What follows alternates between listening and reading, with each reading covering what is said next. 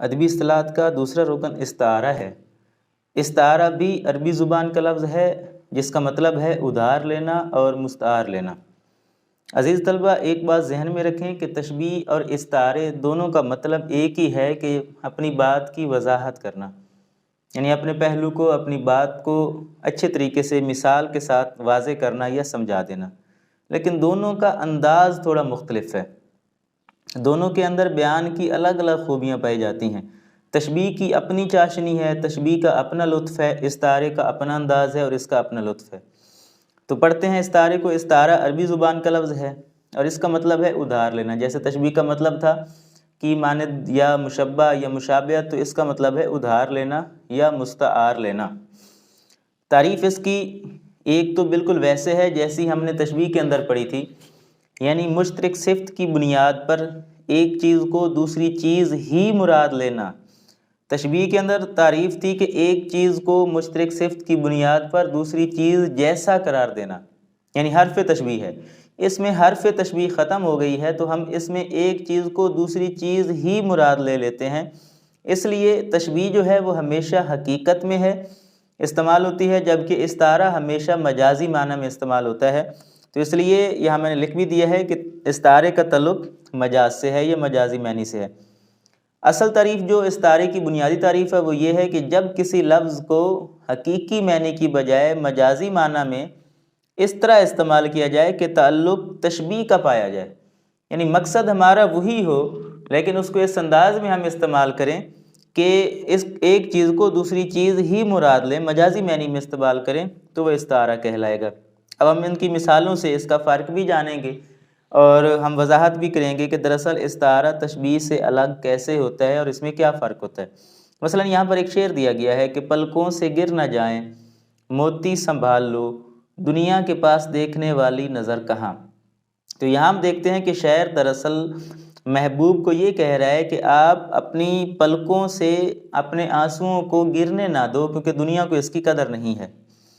تو پلکوں سے تو آنسو ہونے چاہیے تھے کہ پلکوں سے گر نہ جائیں آنسو سنبھال لو، لیکن اس نے آنسو کی جگہ لفظ موتی استعمال کیا ہے۔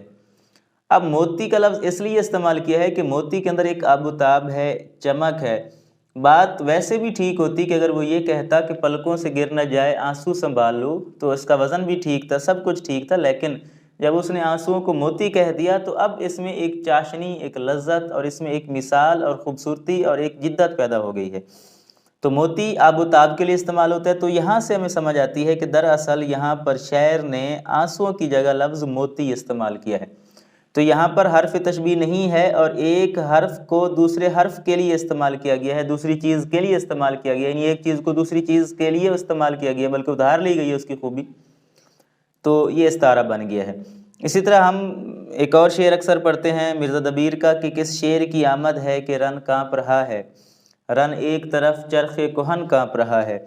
تو شعر جو ہے اب یہ میدان کربلا کے حوالے سے، حضرت عباس کی میدان کربلا میں آمد کے حوالے سے یہ شعر ہے، تو حضرت عباس کو شعر کہہ دیا گیا ہے۔ شعر کی بہادری کے حوالے سے حضرت عباس کو یہ شعر کا جو ہے وہ استعارے کے طور پر استعمال کیا گیا ہے، علامت کے طور پر استعمال کیا گیا ہے، کیونکہ وہ بہادر تھے اور شعر بھی بہادری کے حوالے سے یکتا ہے، اس کے اندر بھی یہ خوبی پائی جاتی ہے۔ تو اس لیے ایک چیز کو یا ایک شخصیت کو دوسری چیز جیسا ہی کہہ دینا تاکہ ہم اس کی بات کو یا اس کی صفت کو اور مزید واضح طور پر بیان کر سکیں، تو یہ استعارہ کہلاتا ہے۔ اب ان کے ارکان کی مدد سے ہم سمجھتے ہیں کہ دراصل ان مثالوں کے اندر ہم کس طرح سے فرق واضح کر سکتے ہیں۔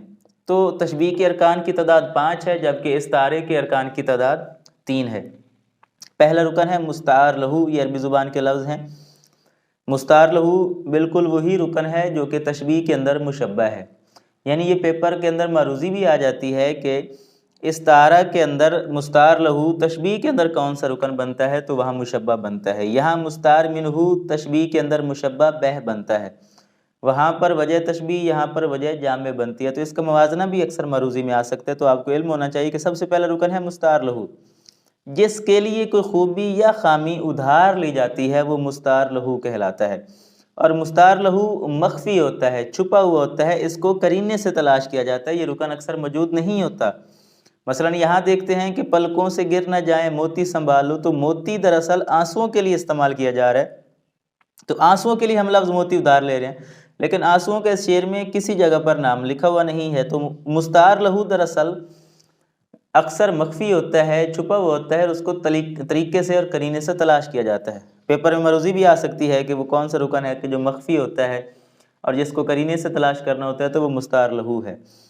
تو یہاں پر ہم دیکھتے ہیں تو موتی جو ہے یہ دراصل ادھار لیا گیا ہے آنسوؤں کے لیے، تو جو لفظ آنسو ہے یہ مستعار لہو ہے۔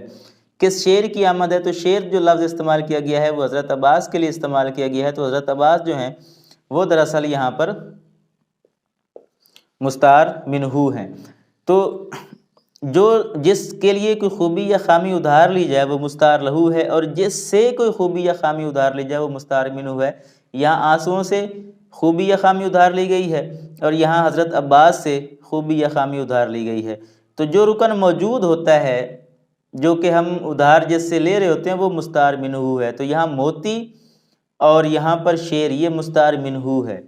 وجہ جامع یعنی وہ مشترک صفت جس کی بنیاد پر ہم استعارہ کے لیے کوئی خوبی یا خامی ادھار لیتے ہیں تو وہ مشترک صفت کہلاتی ہے، جیسے کہ تشبیہ کے اندر جو ہے وہ وجہ تشبیہ ہے۔ یہ تین ارکان ہیں، جو پہلے دو رکن ہیں مستعار لہو اور مستعار منہو، ان کو طرفین استعارہ بھی کہتے ہیں۔ طرفین استعارہ کی تعداد اب دو ہوگی، جیسے طرفین تشبیہ کی تعداد دو تھی، تو پیپر میں مروزی آ سکتی ہے کہ طرفین استعارہ کی تعداد کتنی ہے، تو طرفین استعارہ کی تعداد بھی دو ہے۔ اب آخری حصہ ہم پڑھتے ہیں۔ بس ایک بات ذہن میں رکھیے گا عزیز طلبہ کہ پیپر کے اندر 2 MCQs تشبیہ کے اندر سے اور 2 MCQs استعارے کے اندر سے آتے ہیں، جبکہ تلمیح کے اندر سے صرف ایک معروضی پیپر میں آتی ہے۔ تلمیح جو کہ علم بدیع کا حصہ ہے، یہ بھی عربی زبان کا لفظ ہے اور اس کا مطلب ہے اشارہ کرنا، یعنی صرف معروضی یہ بھی آ سکتی ہے کہ اشارہ کرنا کسے کہتے ہیں، تو اشارہ کرنا دراصل تلمیح کہلاتا ہے، اور یہ ہے کے ساتھ لکھا ہوا ہے تلمیح۔ کسی تاریخی واقعہ، پہلو یا شخصیت کی طرف کسی شعر میں یا نثری جملے کے اندر اشارہ کر دینا تلمیح کہلاتا ہے۔ ایک شعر میں نے لکھا ہے مثال کے لیے کہ کیا کیا خضر نے سکندر سے، کیا کیا خضر نے سکندر سے، اب کسے رہنما کرے کوئی، تو یہاں پر خضر اور سکندر یہ تاریخی شخصیات ہیں، تو ان کا ذکر آ چکا ہے، تو یہ دراصل تلمیح کا شعر ہے۔ ایک بات ذہن میں رکھیں کہ جب کوئی شعر دیا جائے اور اس میں سے پوچھا جائے کہ اس میں سے یہ تشبیہ کا شعر ہے، استعارے کا ہے یا تلمیح کا ہے، تو سب سے پہلے غور کیا کریں کہ کیا اس میں تلمیح تو استعمال نہیں ہو رہی۔ اگر تلمیح استعمال ہو رہی ہے تو پھر آپ اس کو تلمیح کا شعر ہی کہیں گے۔ اسی طریقے سے ابن مریم ہوا کرے کوئی، میرے دکھ کی دوا کرے کوئی، کبھی نمرود کا ذکر آ جاتا ہے کسی شعر میں، کبھی فرعون کا ذکر آ جاتا ہے۔ الفقر فخری بڑی اہم تلمیح ہے، چاہے یوسف، وہ کنواں جس میں حضرت یوسف علیہ السلام کو اس کے بھائیوں نے پھینک دیا تھا، تو چاہے یوسف، چاہ کنویں کو کہتے ہیں، تو یہ تلمیح ہے۔ اسی طریقے سے ید بیضا حضرت موسیٰ علیہ السلام کا عصا ہے، وہ تلمیح ہے۔ تو کوئی بھی تاریخی واقعہ ہو، کوئی اہم پہلو ہو، کوئی اہم بات ہو، اگر وہ کسی شعر میں یا نثر میں بیان کر دی جائے تو وہ تلمیح کہلاتی ہے۔ تو استعارہ اور تلمیح آپ کے سامنے موجود ہے، اس کو ترتیب کے ساتھ نوٹ کر لیں، اس کی تعریف دیکھ لیں۔ انشاءاللہ اگر آپ اس کو اچھے سے سمجھ لیتے ہیں، اس کے نوٹس بنا لیتے ہیں، تو آپ کو ادبی اصطلاحات کے 5 نمبر بھی بڑی آسانی سے مل سکتے ہیں۔ اگلے لیکچر تک کے لیے مجھے اجازت دیجیے، اللہ حافظ۔